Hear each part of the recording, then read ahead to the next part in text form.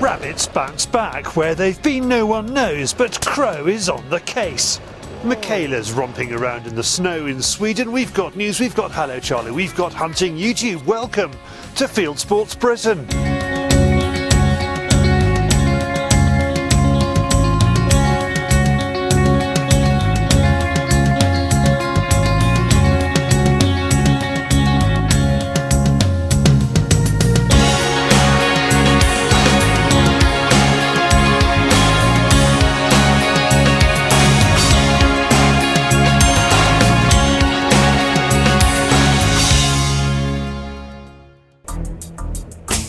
The bunnies are back. Over winter, rabbits were obvious by their absence around Crow's farm and in other places around the UK, but in the last few weeks they've emerged once more. Where have they been? Who knows? Well, King Ferret, Simon Whitehead might, but they're making their presence felt now as healthy young crops are being grazed within an inch of their lives.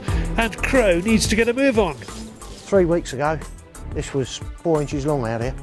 From right the way round, green, it's like a grass field. Well, it's wheat out here as it goes, winter wheat, but it was lush. It was good proper wheat. And then in the last fortnight, the rabbits had just moved in. I don't know where they come from. We've been going out, and when we've been going out, we've been just getting 10s, 8s, 10s, dozen, at a push a dozen. I've been complaining that we haven't got rabbits around because it's a good way of earning a bit of money to pay for cartridges and bullets. It just hasn't been worth going out to shoot half a dozen rabbits. You think, well, you're shooting all your breeding stock, you want a few about. What about the rabbits you're actually seeing? Are they all youngsters? No, they're not. That's it.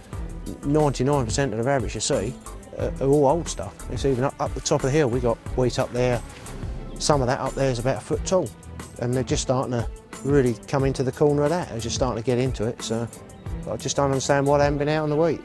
Needs must, and although Andy loves efficient rabbiting, we're going to have to work around the limitations of shooting from a truck window. This isn't ideal. I just want to get out and shoot a few rabbits tonight. We've got a night sight here we're trying out. As you know, always go out in a buggy. Like I say, we sold the old buggy, so we're just waiting for delivery on the new one. It's been dry for the last 2.5 weeks. I just thought we'd pop out just for a bit of fun tonight and see what rabbits there is about. It's just starting to get dark now, so we're just going to have a wander down and have a look on that field. We just bought some new ground just down the road, so we're going to have a look out there. That's stubble, so hopefully we'll pick a few rabbits up out there. They might sit out on that a bit. There's a bit there to hold them. This evening we've given him a night sight eagle to stick on his scope on his 17 HMR. It should easily illuminate the rabbits in effective range of this round and this rifle. Illuminate and eliminate. Yeah, quite like that. Yeah, get the hang of that. 2 shots, 2 rabbits, I'm all right with that. You think they would have moved with the light? Well, when we come around the corner and put the light on, they was a bit jumpy, so I shot one and I was expecting the other one to have run off, but I was looking to the right, expecting it to have gone right, but he was still sitting there eating grass. Yeah, decent rabbits. We start on some young crops and verges. Crow doesn't miss, and it could be a useful few hours after all. Crow is keen to head over to some new ground the farm has just bought. It's stubbles and they tend to hold rabbits. It's a new bit of ground we just bought. It's on stubble. They tend to sit a bit better on stubble. But what you've got to realise, where I'm shooting freehand. I'm holding the rifle, I've got nothing to lean on because the rabbits are out here to the right and I don't want to keep moving. So it ain't actually easy for me. Crow is building a bag. It's incredibly deceptive. We're at the 30 mark in no time. He feels he's picking off pairs thanks to the night sight rather than shooting one and the other bolting. I've got 2 here together. That's one of them. And the other one's sitting probably, I don't know, was sitting about 2 foot to the left of the one I just shot. And all he did was just sat up and looked at his mate, which was the worst thing he could ever have done. But like I said up there, if you had the buggy, you just have it there and you just go plop, and you could just keep moving on to them. And I've got it where I wanted it this time, so it was a lot easier. But the other shots haven't been easy. But the other 2 rabbits. But pick them up.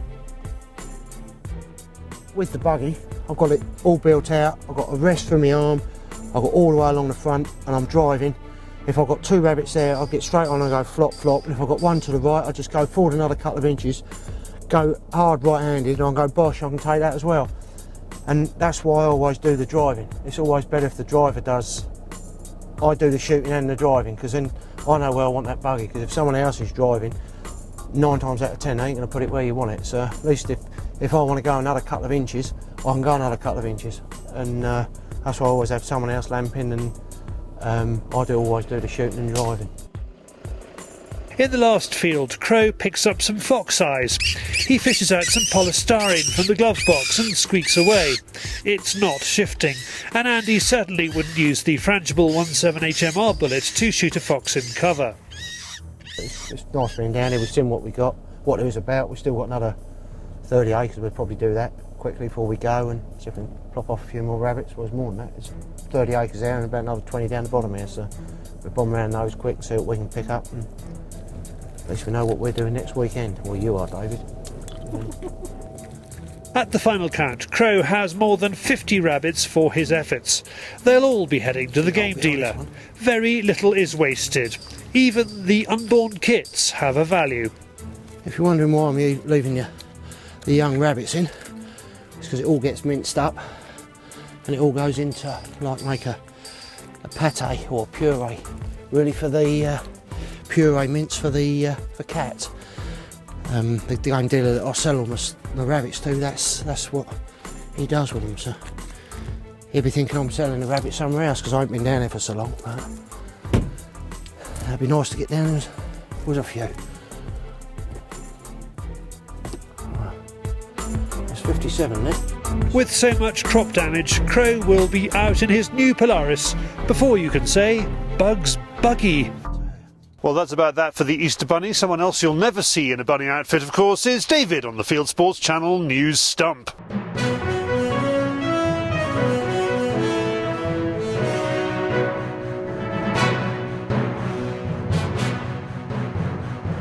This is Field Sports Channel News.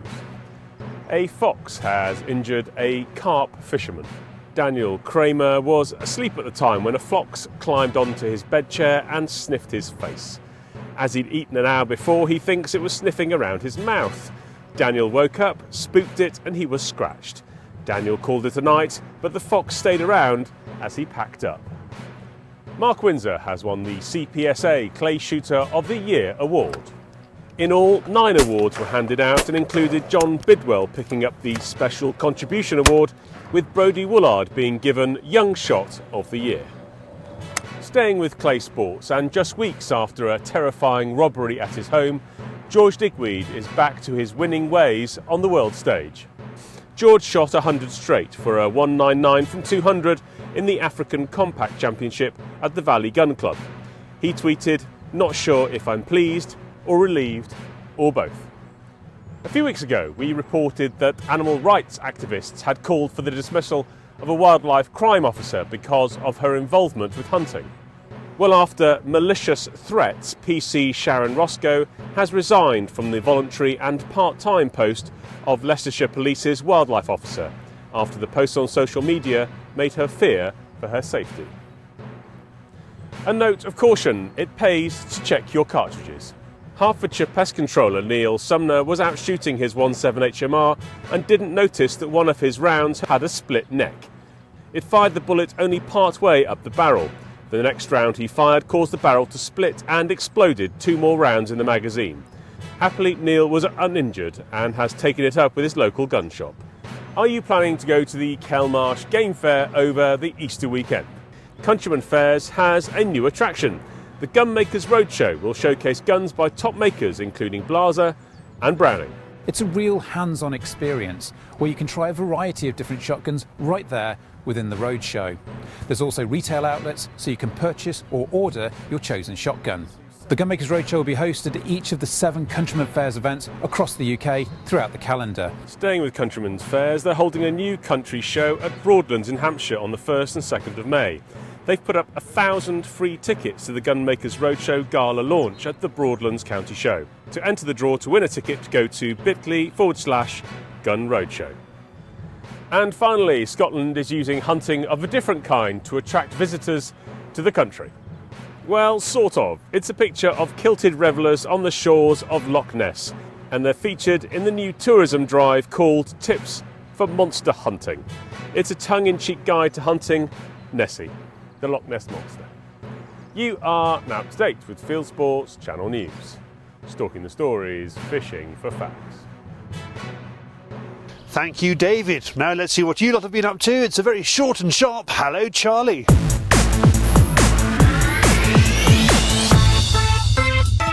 Hi Charlie, Mark and Paul here in Wicklow, out for an hour, bit of luck.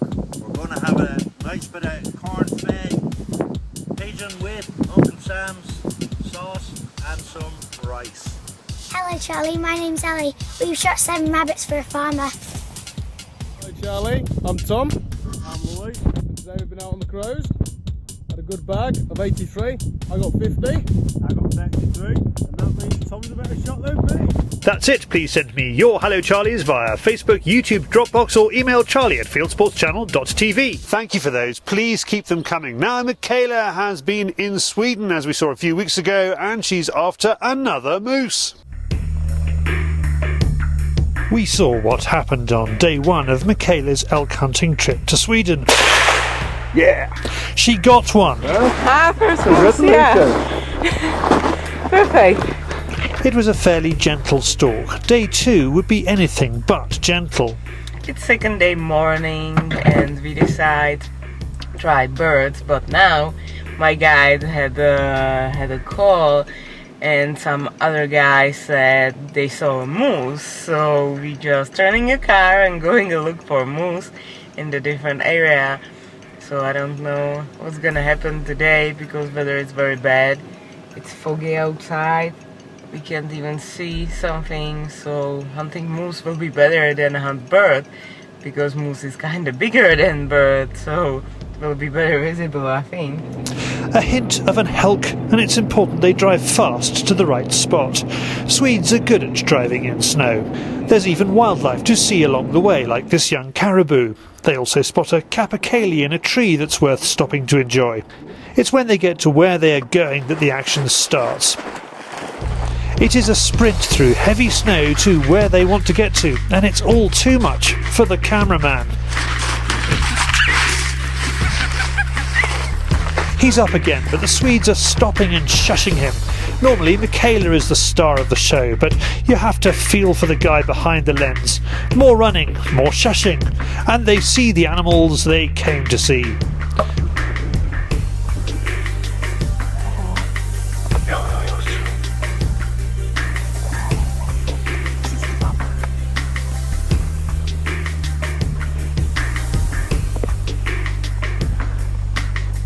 Now the running and the shushing start in earnest. It is all the cameraman can do to keep up, and he misses the first shot on the calf. Michaela follows it up with a quick second. It knocks the animal over. We had an exciting day today. I can't even catch my breath. So, congratulations. Thank you. This part of Sweden is a magical place, beautiful scenery, a finger-freezing -20 degrees centigrade when Michaela was there, plenty of game and a true dog-loving culture. If you want to go hunting here, visit camplaponia.se, and for more about Michaela, go to michaelkashunting.com.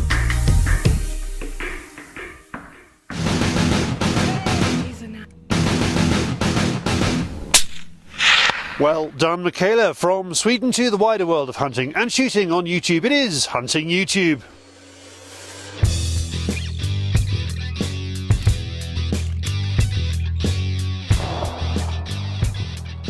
This is Hunting YouTube, which aims to show the best hunting and shooting videos that YouTube has to offer. Readers of German hunting monthly Jäger magazine went on a trip to Scotland to test the Mauser M12 in rough conditions, and it looks like they had fun. To France, where Le Joe Chasse is on a driven hunt and gets his first deer. Different nations disagree on whether or not to shoot at running deer, but you won't fail to be caught up in the excitement of the day. In Russia, this is Hunting 62 collective moose hunting, which sounds wonderfully Soviet. as does the enigmatic statement in the description. Always a pleasure to see your comments, and huskies. Now for predators, and Cheyenne River predator hunters gets lucky on the first one. Then here's a group howl right over the hill where a small pack is eating a fresh cow carcass. Downwind Outdoors is eastern coyote hunting. In a mild winter, the coyotes have had free rein on all of their prey. However, Andy finds one female that's off guard. Next up, pigs. This is Wild Boar Rifle Hunt #1, one of 2 films put up by US-based Hog Shot Hunting. It's a European wild boar shot with a triple deuce caliber rifle and a Sierra 55 grain bullet. In France, Ovini Expeditions brings out its top 10 best shots hunting wild boar, something of a teaser. And finally, Kanaljakt has a lad out with his grandfather for his first wild boar hunt in Sweden. It's a short walk into the woods and they find the animal dead. That's it for this week. If you have a YouTube film you would like us to pop into the weekly top 8, send it in via YouTube or email me the link, charlie@fieldsportschannel.tv. Well, if you didn't enjoy those, perhaps you'll enjoy this. Roger limbering up for the new HFT season there,